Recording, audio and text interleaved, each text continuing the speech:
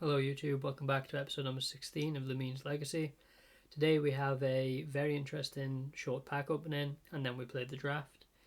We managed to use IBRAHIMOVIC for the first time and we'll get into that as the gameplay sort of develops, but let's shift focus to the packs for just a second. You're about to watch us pack a 500k Scream card who we took into Champs and played the final 10 games with, and you'll see who we pack in just a second. But as you can see, it's a Scream Walkout, a very expensive card.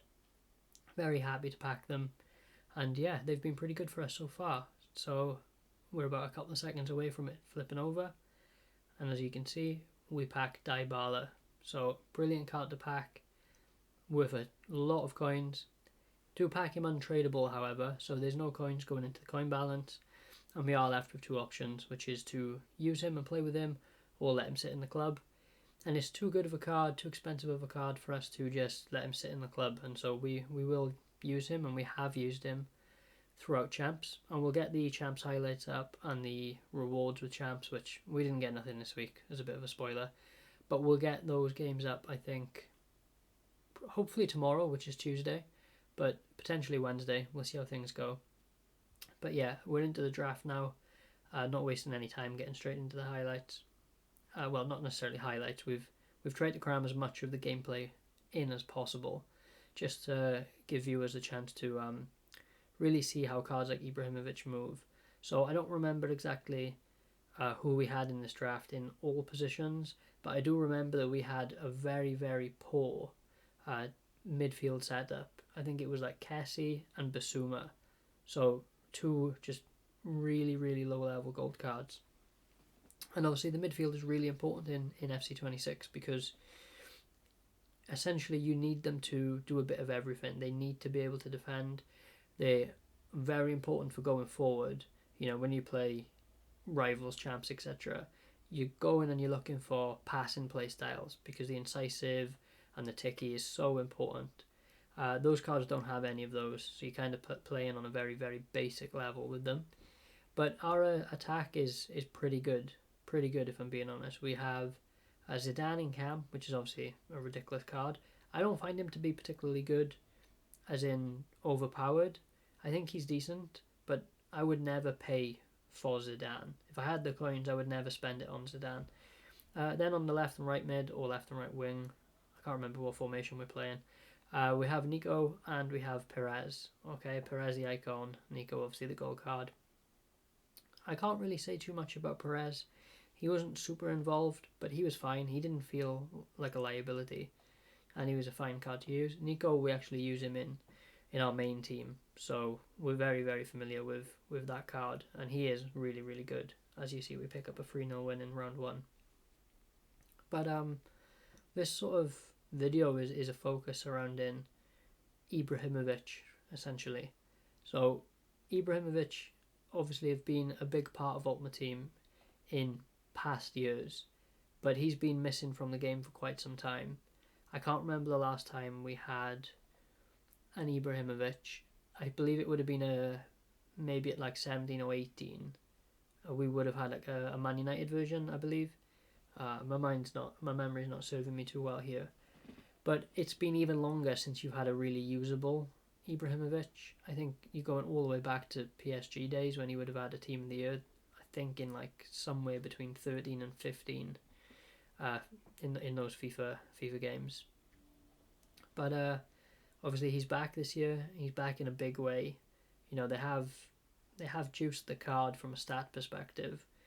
He does have crazy stats.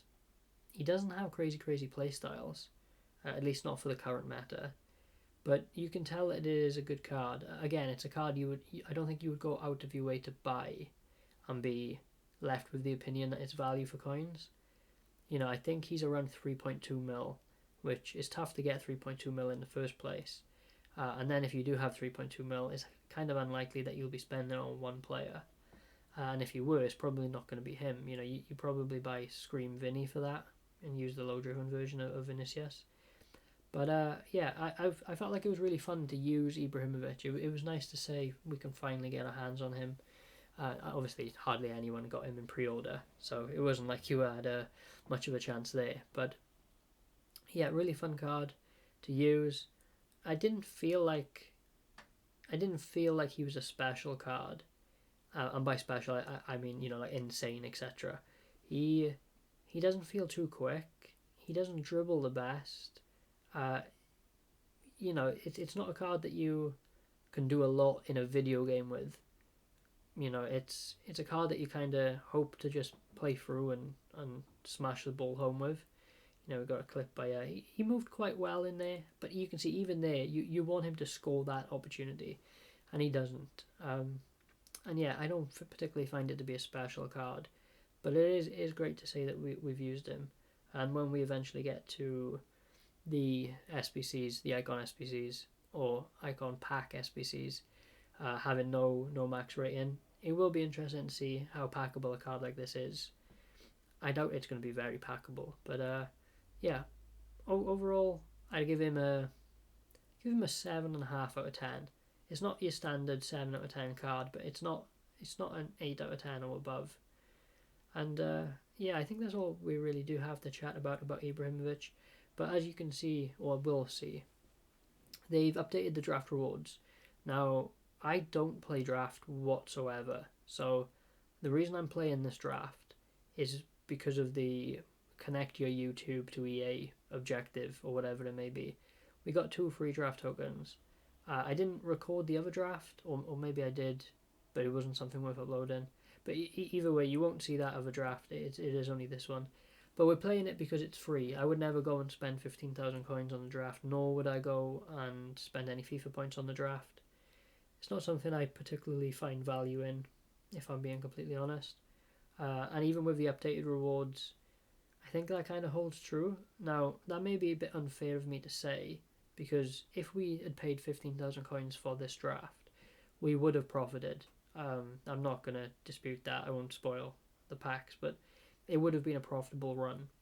However, we won the thing. I don't think there should ever be an instance where you win the draft and you don't make money. But that, I think, is still a possibility, even with the boosted rewards.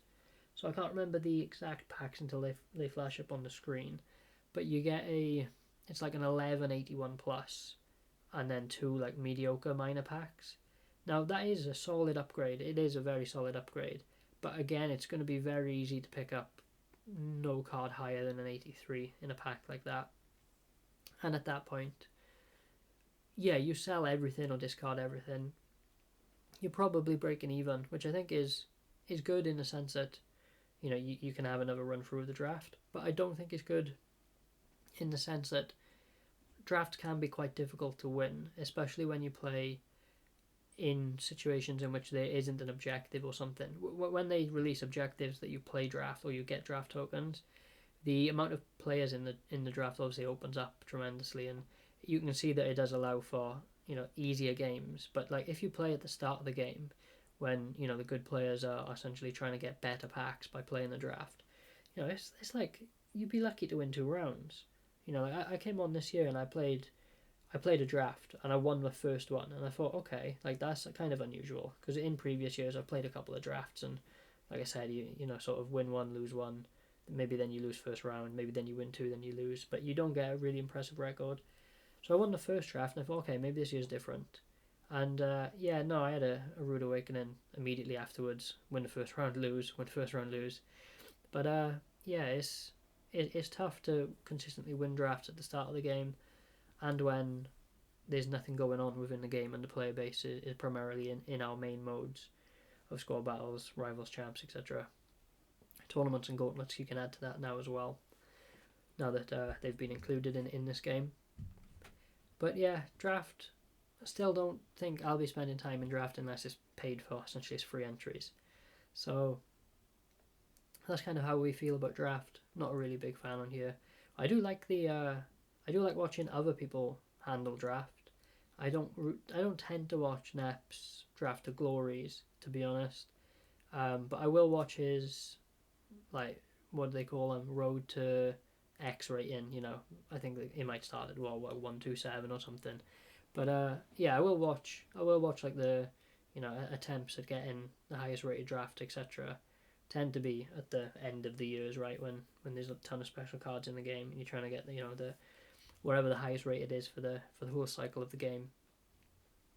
But yeah, not really a big draft guy. I don't really have too much more to say within this video, this episode.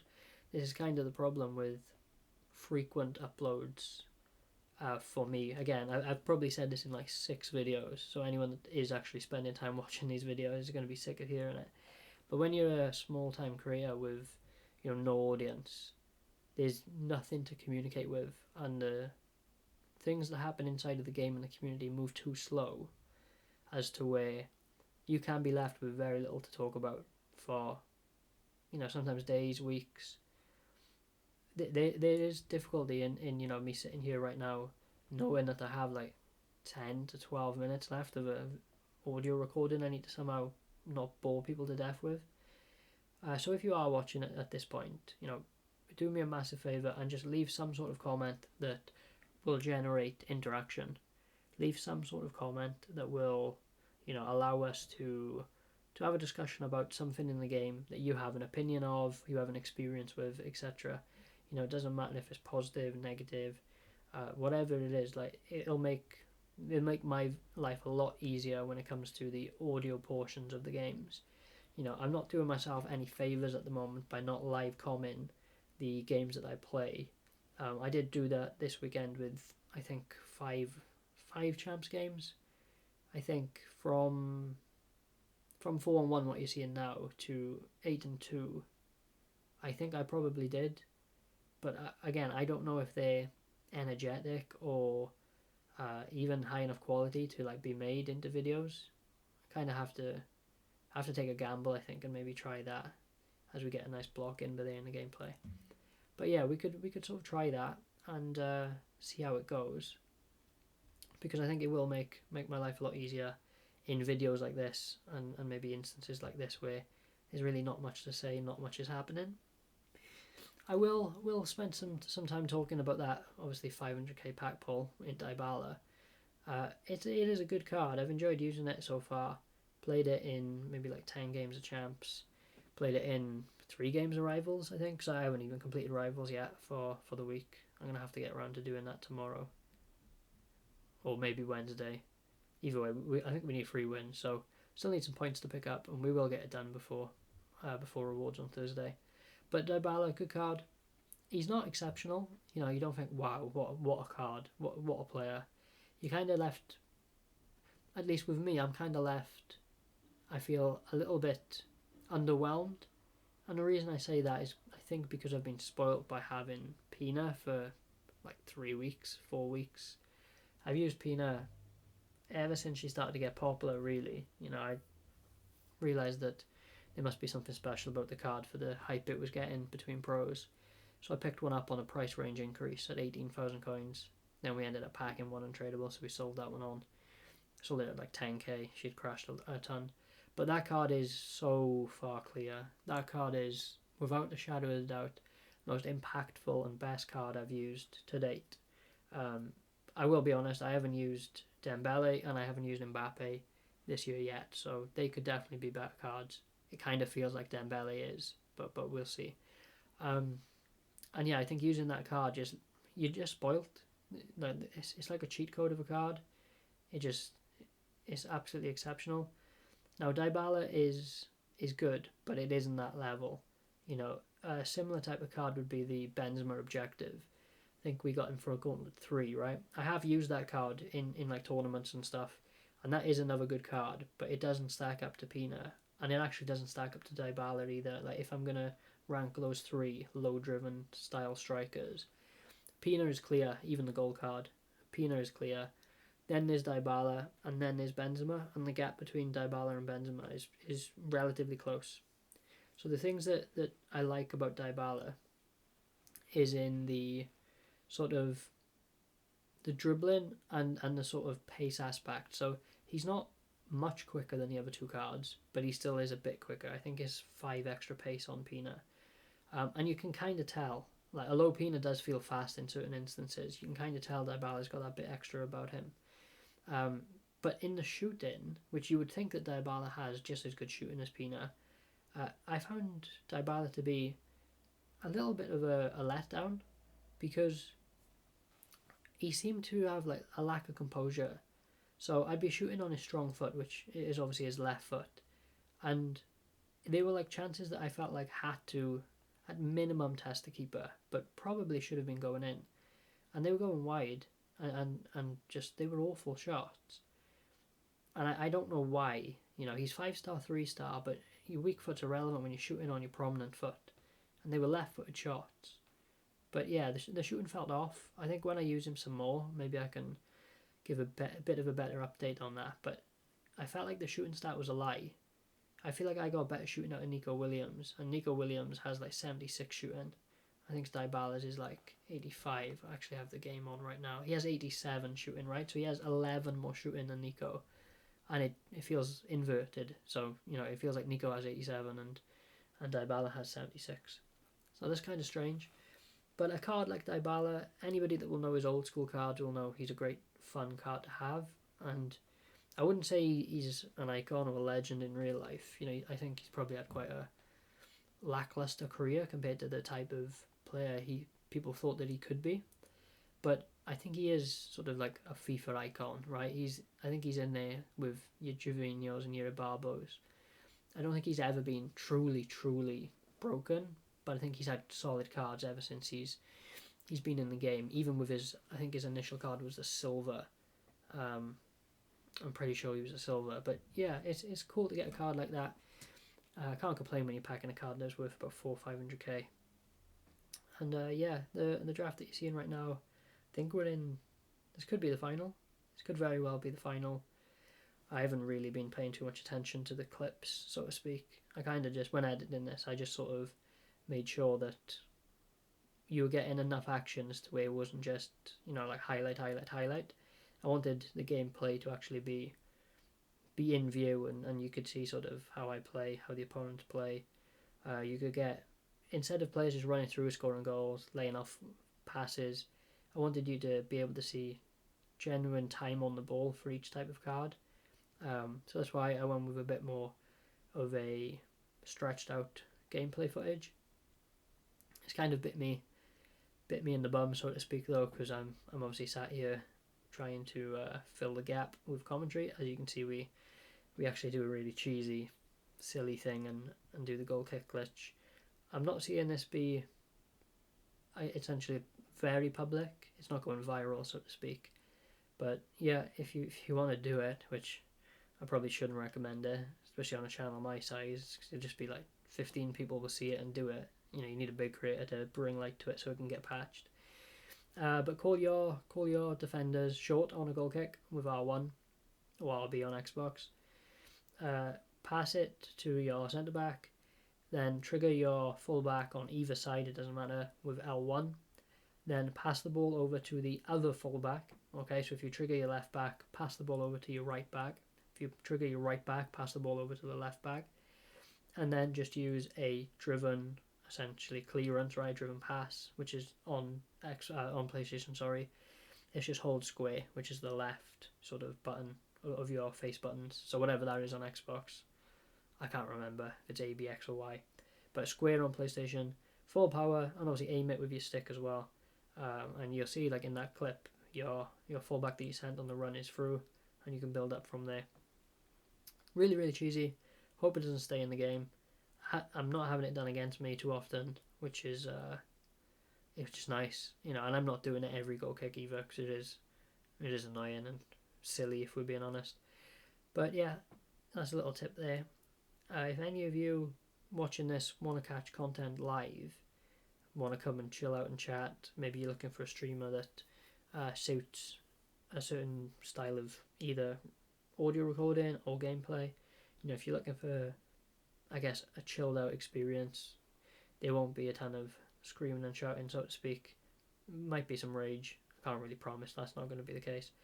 But if you want more chilled vibes, just a conversation, playing the game, all that sort of thing, then I do think that coming into the Twitch on sort of the Friday night and on the Sunday night would be a good idea for you. And it certainly helped me out too, because it's so tough to grow on the streaming platforms. You're almost invisible. I know I'm not making it easier for myself by not using a face cam, etc. But it is just so hard to grow socials, You know, I've been around this space for, I don't know, 15 years. Obviously as a spectator, not a creator.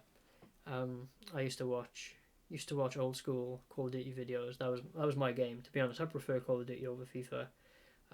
But Call of Duty Activision mainly, obviously, is the main company. I just ruined that game. They've run it into the ground. I've got really no intentions to be spending the majority of my gaming time on COD, and it also doesn't have it doesn't really have a scene at the moment in which you would want to be a creator. I don't think. I've never been like a zombies guy. Like, I do like playing zombies with friends and stuff, but I would never make videos on zombies. Then you have the competitive aspect, which is where I spent most of my time. I competed in Advanced Warfare and a little bit in Black Ops 3, but on Xbox because I couldn't afford a PlayStation at the time, and it made the switch that year. But I competed in Advanced Warfare at the time on Xbox. The competitive scene, if you're going to go make content on COD these days, you're kind of just left with like a ranked play sort of experience, you know, without the tournament providers like GBs. I know there's UMG and CMG, etc., but it just doesn't. You're not getting nothing out of that experience. It's just a ton of time to give up for no reason, really. And the games they make aren't even good competitively or from a public match perspective anymore. And I really doubt Black Ops 7 will change that, to be honest. Really, really doubt Black Ops 7 will change that. So then you're kind of left with FIFA. Those have been the only two games growing up I've played, FIFA and COD. On FIFA, I do think FIFA can be a terrible game. You know, think of 19, think of 25, you know, even you could argue 24. Like, FIFA doesn't make a good game every single year, but when FIFA makes a good game, it's one of the most enjoyable experiences. It really is. It really is. Is this one of the most enjoyable experiences? I mean, I'll leave that as a question for you guys. If you are watching this far, feel free to leave that as a comment in the comments below. I guess I'll touch on it for just a second before the video ends. I don't find this FIFA to be very, very fun, but I do think it can be fun. I have fun in Gauntlet, I have fun in tournaments, I have fun in essentially a handful of games of champs, but I have no fun in Rivals whatsoever, and unfortunately it feels like you have to spend a fair bit of time in Rivals, and I have no fun towards the end of champs, mostly because I'm a choke artist. But yeah, I think this FIFA is shaping up to be a good one. Will it be a great one? I don't know. I think the verdict's still out on that. Have to see how the power curve moves, see if they stay true to their word on some of the things they sort of advertised before the game released. But yeah, they're sort of moving to the pack. So you can see there the rewards were 5 by 78 plus, a 2 by 75 plus, and then an 11 by 81 plus. So you can see in this set of rewards, we pack a League One women's striker. We don't pack Diani, unfortunately. It is Katoto, as you can tell by the Playstyle Plus. But I think they might even be close to the same price, because I think Diani's even close to Fodder at this point. But an 88 rated card is obviously amazing for a draft reward, because that's, I believe at the time of recording, that's above a draft entry. So really lucky to pick that up in a 75 plus. You know, you normally don't pick up a walkout in a 75 plus, let alone an 88. But you can see the other pack, pretty bad, right? We'll discard the duplicate, we'll store the rest in the club. And then we have the 11 times 81 plus, which is it can be a good pack, it can be a bad pack. This is really hit and miss. You have the potential to make a lot of coins. You have the potential to feel really hard done by. For us in this particular draft, we have to say we got very, very lucky. We pulled this Weah right back, George Weah, I believe it is. And he sells for like 30 odd thousand coins, or at least he did when we sold him. So yeah, we made like 45, 50k from a draft, which you can't really complain with, right? For a 15k entry, to make 35k profit, that's what, you gotta be in Division 1 to make 35k. So you can either make 35k through Rivals, or you can make 35k through winning a draft, apparently. But that's the end of the video. I really do appreciate it. See you in the next one. Goodbye.